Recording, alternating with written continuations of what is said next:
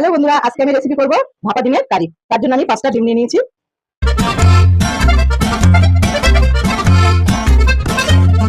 দিয়ে দেবো অল্প একটু লবণ আর দিয়ে দেবো গোলমরিচের গুঁড়ো। একটু মিশিয়ে নেবো। ডিমটা আমার খুব ভালো করে গোলা হয়ে গেছে। আমি একটা স্টিলের টিফিন নিয়ে নিয়েছি। এই টিফিনের মধ্যে হালকা একটু তেল লাগিয়ে নিয়েছি। এখন এই ডিমটা এই টিফিনের মধ্যে দিয়ে দেবো।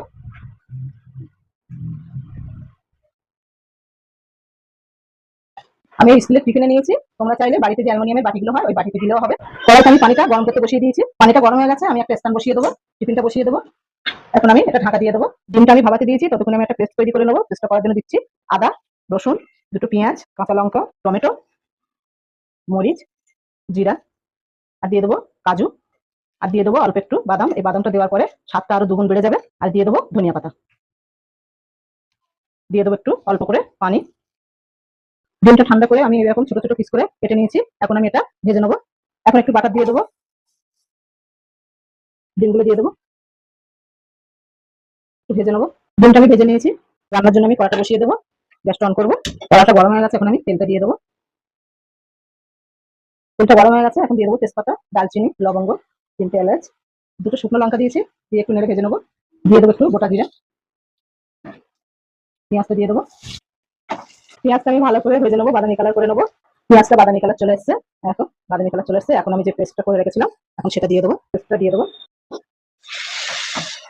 যতক্ষণ না কাঁচা গন্ধটা না যাবে ততক্ষণ আমি নেড়ে নেড়ে ভেজে নেবো। মিক্সিং জারের পেস্টটা ছিল, তার মধ্যে একটু পানি দিয়ে আমি দিয়ে দেবো।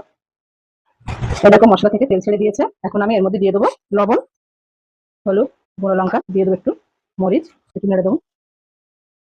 অল্প একটু পানি দেবো। দিয়ে দেবো অল্প একটু ধনিয়া পাউডার, দিয়ে দেবো একটু ডিমের মশলা, অল্প একটু মিট মশলা, দিয়ে দেবো কাশ্মীরি লঙ্কা কালারের জন্য। আবার একটু নেড়ে দেবো।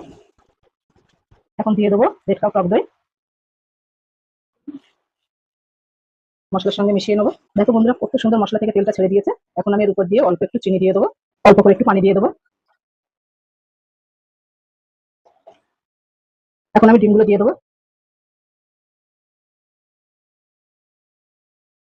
অল্প একটু নেড়ে দেবো। ঢাকনাটা দিয়ে দেবো। ঢাকনাটা তুলে নেবো। এখন দিয়ে দেবো একটু বাটার, দিয়ে দেবো একটু ধনিয়া পাতা, সব শেষে দিয়ে দেবো একটু কাস্তুরি মেথি, দিয়ে 2 মিনিটের মতো ঢাকা দিয়ে দেবো। আমার রান্নাটা হয়ে গেছে।